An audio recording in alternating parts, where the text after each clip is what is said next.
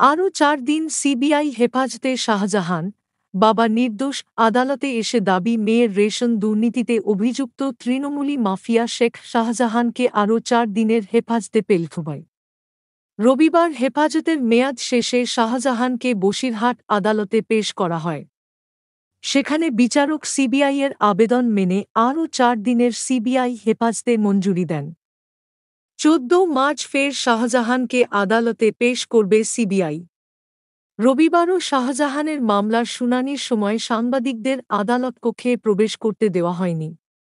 সূত্রের খবর, সিবিআইয়ের আইনজীবী সোয়ালে বলেন, শাহজাহানের বিরুদ্ধে একাধিক অভিযোগ রয়েছে। প্রতিটি অভিযোগের জন্য তাকে আলাদা করে জিজ্ঞাসাবাদ করছে সিবিআই। সেজন্য সময় লাগছে। তদন্তে শাহজাহান সহযোগিতা করছেন না। ওদিকে তার ২টি মোবাইল ফোনের খোঁজ চলছে।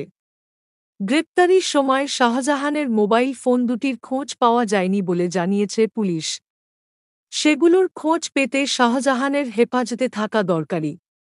শাহজাহানের আইনজীবী রাজা ভৌমিক বলেন, নেজার থানার ৯/২০২৪ মামলায় এদিন আদালতের কাছে শাহজাহানের ৪ দিনের হেফাজত চেয়েছিল সিবিআই। সেই আবেদন আদালত মঞ্জুর করেছে। এদিন আদালতে ঢোকা বা বেরোনোর সময় কোনো মন্তব্য করেননি শেখ শাহজাহান। এদিন আদালতে হাজির ছিলেন শাহজাহানের মেয়ে।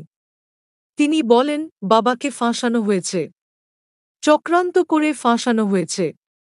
বাবা এসবের সঙ্গে যুক্ত নয়। সময় হলে সব সত্যি সামনে আসবে।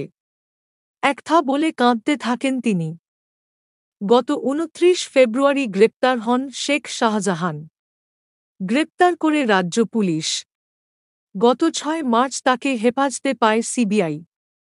তারপর থেকে তাকে লাগাতার জেরা করছেন গোয়েন্দারা। সূত্রের খবর, অধিকাংশ প্রশ্নের উত্তরই এড়িয়ে যাচ্ছে সে।